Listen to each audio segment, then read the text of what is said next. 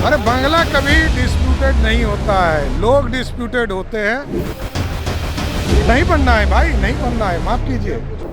बिहार के deputy CM सम्राट चौधरी 5 देश रत्न मार्ग पर अपने सरकारी आवास में शिफ्ट हो गए हैं। विजयदशमी के दिन पूरे विधि विधान से सम्राट चौधरी ने इस घर में प्रवेश किया। गृह प्रवेश के दिन राज्यपाल राजेंद्र विश्वनाथ आर्लेकर, सीएम नीतीश कुमार और डिप्टी सीएम विजय कुमार सिन्हा सहित एनडीए के तमाम नेता पहुंचे हुए थे। लेकिन घर में शिफ्ट होने के 2 दिन बाद ही सम्राट चौधरी ने इस घर के एक दरवाजे को परमानेंट बंद करने का फैसला ले लिया है। उन्होंने सर्कुलर रोड की तरफ खुलने वाला 5 देश रत्न मार्ग का गेट बंद कर वहां दीवार खड़ी करवा दी है। दरअसल डिप्टी सीएम के इस सरकारी आवास को लेकर एक ये तथ्य है कि कोई भी उप मुख्यमंत्री इसमें अपना कार्यकाल पूरा नहीं कर पाया है, चाहे वो स्वर्गीय सुशील मोदी, तारकिशोर प्रसाद या फिर तेजस्वी यादव ही क्यों ना हो।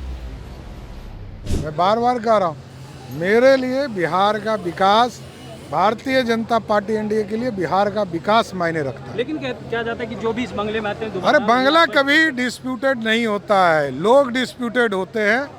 बिहार की जनता बिहार की विकास चाहती है। दोबारा डिप्टी सीएम बन पाइए, क्योंकि चर्चा ये नहीं बनना है भाई, नहीं बनना है, माफ कीजिए। बिहार के उप मुख्यमंत्री का 5 देश रत्न मार्ग एक ऐसा बंगला है जिसमें जब कोई रहने आता है तो सियासत तेज हो जाती है। दरअसल इस बंगले में अब तक जितने भी उप मुख्यमंत्री रहे हैं उन्होंने अपना कार्यकाल पूरा नहीं किया है और यही कारण है कि ये बंगला हर वक्त सियासी चर्चा में आ जाता है।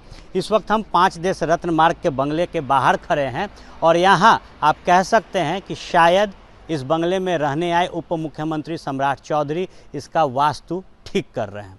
सम्राट चौधरी शायद डर गए हैं। दरअसल इस बंगले के इतिहास की बात की जाए तो 2015 में जब बिहार में महागठबंधन की सरकार बनी, उस दौरान नीतीश कैबिनेट में उप मुख्यमंत्री तेजस्वी यादव बने थे और ये बंगला तेजस्वी यादव को आवंटित किया गया था। लेकिन वो सरकार ज़्यादा दिन नहीं चली और 2017 में नीतीश कुमार ने एक बार फिर जब पाला बदला और एनडीए के साथ आए तो उनके सबसे पुराने सहयोगी और उनके कैबिनेट में उप मुख्यमंत्री बने दिवंगत नेता सुशील कुमार मोदी को ये बंगला आवंटित हुआ और उस दौरान इस बंगले को लेकर काफ़ी सियासत हुई थी कि महंगे महंगे चीज़ तेजस्वी यादव ने इस बंगले में लगाए हैं। तेजस्वी यादव के जाने के बाद सब सुशील मोदी को ये बंगला आवंटित हुआ तो 2020 के बाद सुशील मोदी से सिर्फ ये बंगला और उप मुख्यमंत्री की कुर्सी ही नहीं बल्कि उनको बिहार के ही सियासत से दूर कर दिया गया। एनडीए की सरकार भले ही 2020 विधानसभा चुनाव के बाद बनी, लेकिन सुशील मोदी वापस से उप मुख्यमंत्री की कुर्सी को रिपीट नहीं कर सके और तारकिशोर प्रसाद को ये बंगला आवंटित उप मुख्यमंत्री के नाते किया गया। बात की जाए तो 2022 में नीतीश कुमार ने एक बार फिर पलटी मारी और बिहार में सत्ता परिवर्तन के साथ एक बार फिर इस बंगले में उप मुख्यमंत्री के नाते तेजस्वी यादव रहने आ गए और 17 महीने तक महागठबंधन की जो सरकार चली उसमें इसी बंगले में तेजस्वी यादव रह रहे थे। लेकिन नीतीश कुमार ने फिर से पलटी मारा और बिहार में एनडीए की सरकार बनने के साथ ही 1 नंबर के उप मुख्यमंत्री कहे जाने वाले सम्राट चौधरी को ये बंगला आवंटित किया गया है। जैसे ही ये बंगला आवंटित हुआ उसके बाद फिर ये सवाल उठ रहे हैं कि क्या बिहार में कोई सत्ता परिवर्तन होने वाला है, क्या कोई खेल बिहार में होगा। सम्राट चौधरी ने विजयदशमी के दिन इस बंगले में प्रवेश किया है और उनसे सवाल भी पूछा गया था कि सम्राट चौधरी जी ये बंगला मनहूस है, क्या आप कार्यकाल पूरा करेंगे।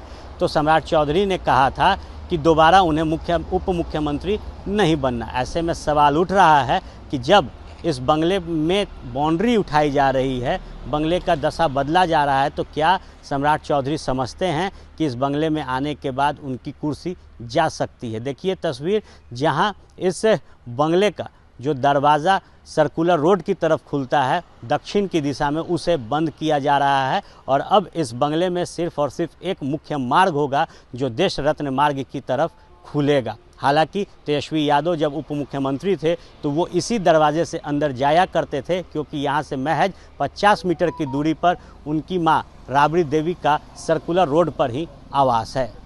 मायने कई हो सकते हैं, लेकिन सवाल ये कि क्या इस बंगले में प्रवेश करने के साथ ही सम्राट चौधरी को डर सता रहा है। आर्यन आनंद, एबीपी न्यूज़, पटना। हम शुभ काम शुरू करते हैं। आज विजयदशमी का दिन है।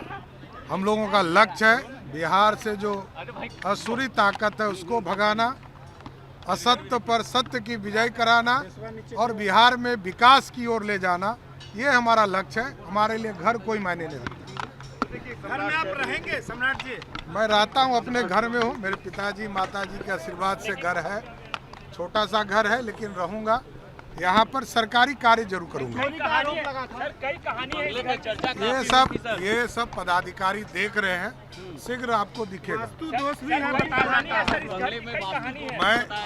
मैं स्पष्ट तौर पर यह समझता हूँ कि सत्यनारायण भगवान का पूजा कर दिया, इससे ज़्यादा शुभ।